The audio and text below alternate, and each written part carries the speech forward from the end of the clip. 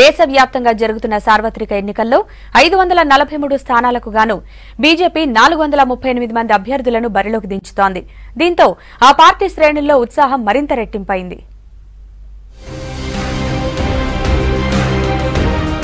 దేశంలో జరుగుతున్న లోక్సభ ఎన్నికల్లో ఈసారి బీజేపీ అత్యధిక అభ్యర్థులను బరిలోకి దింపుతోంది. బీజేపీ కేంద్ర ఎన్నికల కమిటీ ఇప్పటివరకు 408 మంది అభ్యర్థుల్ని ప్రకటించింది. మరో 30 స్థానాల్లో అభ్యర్థులను త్వరలో ప్రకటించనుంది.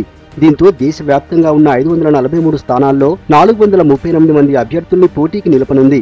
దీంతో బీజేపీ చరిత్రలో అత్యధికంగా లోక్సభ అభ్యర్థుల్ని ప్రకటించి కొత్త రికార్డు సృష్టించనుంది.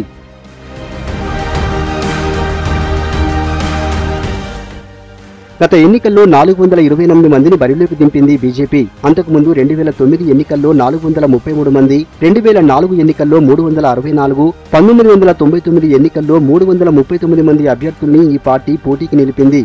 అయితే ఈసారి ఎక్కువ మంది అభ్యర్థుల్ని ప్రకటించింది. దీంతో పార్టీ శ్రేణుల్లో ఉత్సాహం మరింత రెట్టింపైంది.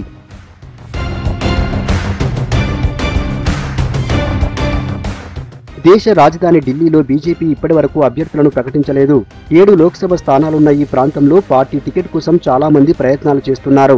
కాంగ్రెస్, ఆమ్ ఆద్మీ పార్టీలను ధీటుగా ఎదుర్కొనే అభ్యర్థుల కోసం బీజేపీ ప్రయత్నిస్తోంది. ఉత్తరప్రదేశ్లో కూడా మరో 8 స్థానాలకు గాను అభ్యర్థులను ప్రకటించాల్సి ఉంది. ఇక్కడ కూడా అభ్యర్థుల కోసం భారీగానే కసరత్తు చేస్తుంది. పంజాబ్, హర్యానాలో అభ్యర్థులను ప్రకటించాల్సి ఉంది. మధ్యప్రదేశ్లో కూడా మరో 8 స్థానాలకు అభ్యర్థులను నిర్ణయించాల్సి ఉంది. ఏపీ, తెలంగాణలో గత ఎన్నికల్లో కేవలం 12 స్థానాల్లోనే పోటీ చేసిన బీజేపీ ఈసారి 42 స్థానాల్లో బరిలోకి దిగింది. ఈసారి కూడా కేంద్రం పగ్గాలను చేపట్టాలనే ఉద్దేశంతోటే బీజేపీ ఎక్కువ మంది అభ్యర్థులను బరిలోకి దింపుతున్నట్లు రాజకీయ విశ్లేషకులు చెబుతున్నారు.